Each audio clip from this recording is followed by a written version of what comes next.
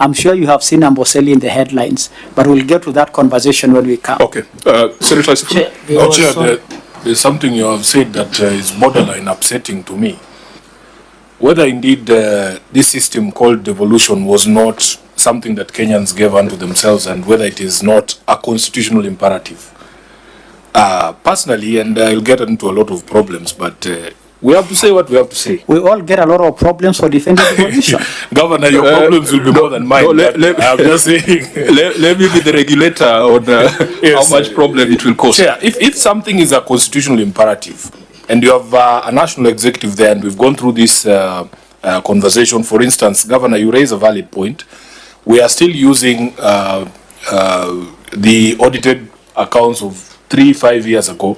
I did the math, it is about 500 billion behind, which is denying counties, if you applied just 15% on that, almost 60 billion Kenya shillings, and it will resolve some of these issues. Secondly, there's a question of disbursements in terms of the regularity and predictability of that, disbursement. We have argued in the Senate that that disbursement schedule that we pass is of no use, because it's supposed to give governors and county executives some level of comfort that on the 15th of each month we will receive exchequer release. But when John Badi, for instance, comes to the Senate, he says that, oh, that thing is just there as a guide, and that Treasury has to look at exchequer and so on and so forth. But we don't hear the same complaints when it comes to national government entities. Somehow their budgets never delay. I've never had the State House Comptroller, your friend, crying that State House has not received. In fact, the reports we see is that they have actually expended their monies way in advance, 9 months into the financial year. So we have tried to push that argument, Governor, that somehow that national treasury thinks it's a national government treasury, that the priorities of national government institutions actually are higher placed than the county governments. Some of us believe that it doesn't matter which geniuses you have in the county governments. If the national government is out to frustrate devolution, they will do it. And you will find these people sometimes struggling. Just even here in Nairobi, Senator, if you don't know when you're going to be paid, how do you know when you will pay your rent, how your kids will go to school? It is very difficult to plan, which is why we believe, some of us, the solution to devolution, the biggest threat to devolution is at State House, and that's where we're going, so that we can be able to resolve that problem. Yeah, I think now you're getting into problems. Let Cherargei regulate it. Chair, in our standing orders, there is what we call relevance. I don't think this committee is a platform for campaigns, but let me leave it there. I know Sifuna has other better forums than using this committee to advance his own agenda, but we will listen to him and we'll answer him in other fora, not here. Chair, my only concern was this 340 million that was in this annex number 2. And Governor, when we'll come to receiver of revenue, I will also have something to say, especially on the issue of Magadi and Amboseli, but I hope when we are on receiver on revenue, Chair, you'll have. But my only concern, if you look at pending balance as of 30th June 2025, the office of the county attorney was 0. Until some time, they got a pending balance of 340 million for 9,155.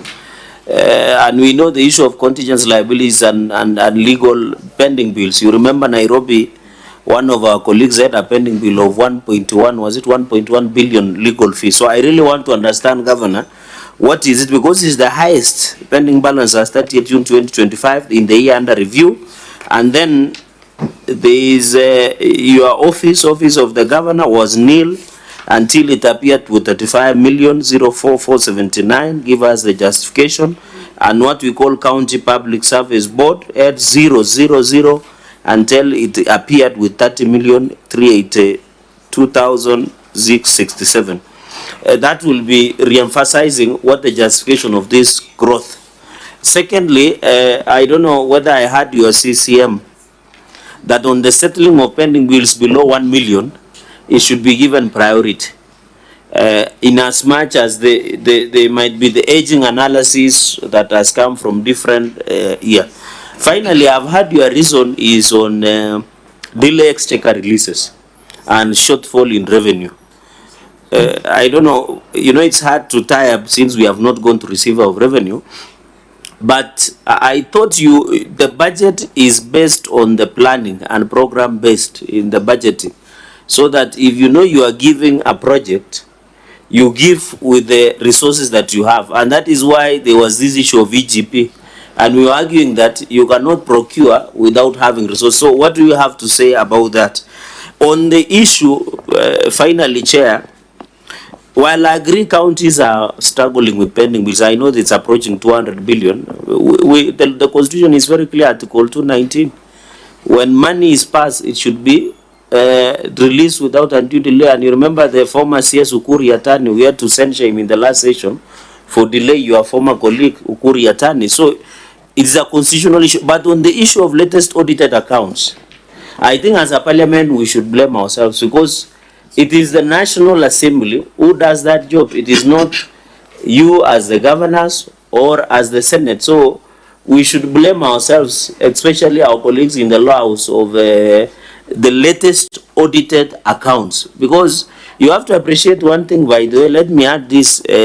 Us in the Senate, Chair, and you are aware, we were pushing for more than 450 billion. It is after the member of ODMSG Sifuna went and decided that the counties must be given 428 billion, and they were adding 1 billion each, 1 billion after every time. So I think we have a broader. No, I'm saying You are making a very good point, but I think you are losing it. no, I'm saying as a with that Senate, reference to ODM. No, I'm saying the member of Sifuna, because he's still the SG unless he resigned. So the point I'm trying to make is that because I heard him saying former party when he was congratulating the MCS or former. So, Chair, what I'm trying to say, let us leave that one, ignore that, Chair, is as a Senate, we have really tried to ensure that there is enough resources for counties. But the question is, even if we allocate, is it viability of getting your own money in good time to ensure you expend before the end of financial year? I think that's the conversation you should advise your colleagues, especially when you are COG retreat, so that we can have a united force to make a better devolution. So we'll do my three questions.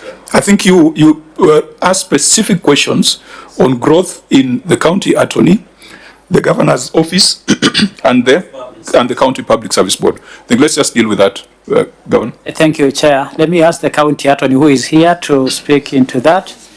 And sorry, how does this step out?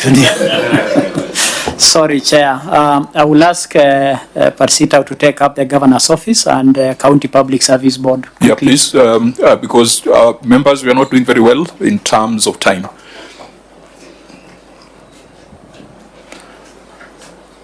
Yeah, please just state your name again and your designation, then.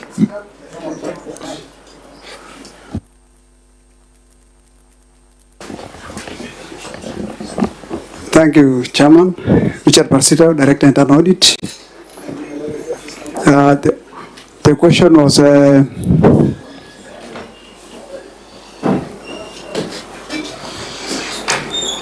do you need to be reminded of the question? yes. But why are you standing if you don't know the question? I've had the issue of zero balances and then open and then again growing balances. Because I think when you are checking on the schedule. Governor? Chair, we are lost. I'll leave Parsita alone.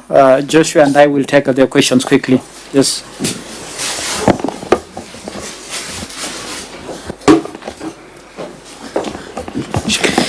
Well, Chair, about the issue of penny bills that have been asked about the governor's office and the public service board. I mean the public service board. Normally, these are not development current bills. It is current bills occasioned by the operation and maintenance that the county runs. And for example, the office of the governor does some of the functions, and because of the shortfall in our revenues, and we're not able to pay up the operation and maintenance as has been procured, that occasioned the escalation of penny bills under the current expenditure. So whatever you see there in that schedule is as a result of the operation and maintenance expenditures that have been procured, and the county is not able to pay it in full, given the reasons of shortfall in revenues and exchequer releases coming late at the tail end of the financial year. So about the legal, let me give the county attorney to say. Yeah, please, very precise, direct answers. Thank you, Chair. My response is very clear. The fee or the amount that was pushed to my office does not belong to, is not a fee note or legal fees. That is a contingent liability that the county government inherited from the defunct local authority. Those are contingent liabilities? Yes. So they should not be trade payables? They are not, because someone was asking, I think the Honorable Senator for Nandi was asking whether that is a scenario that appeared in Nairobi. We have not had a budget of legal fees that exceed 100 million. So that is a contingent liability belonging to the famous Kilimanjaro case, the hotel that is in Amboseli that became a swamp. And the first county government did accept it as a liability. And that liability should not have borne by the county government. It should have been part of the liabilities that were... County attorney, There is nil in contingent. there is a schedule that you have attached. And on that schedule, Disclosed. there is a long list of fee notes where it is not paginated, but members, if you go through the last schedule before you go to Annex 5, you'll see a long list of fee notes, provision of legal services. There is one legal services to Beacon Cherargei and Company Advocates, Kajiado High Court Petition number 2 of 2019. It's clearly indicated as a fee note of 207 million. So you can't have this listed as a fee note and then you deny it and say they are contingent liabilities.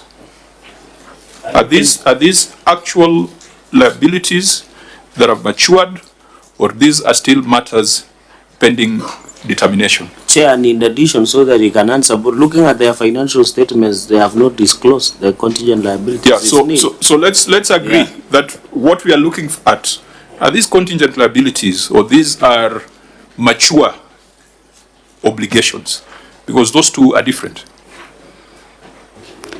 Thank you, Chair. I didn't have this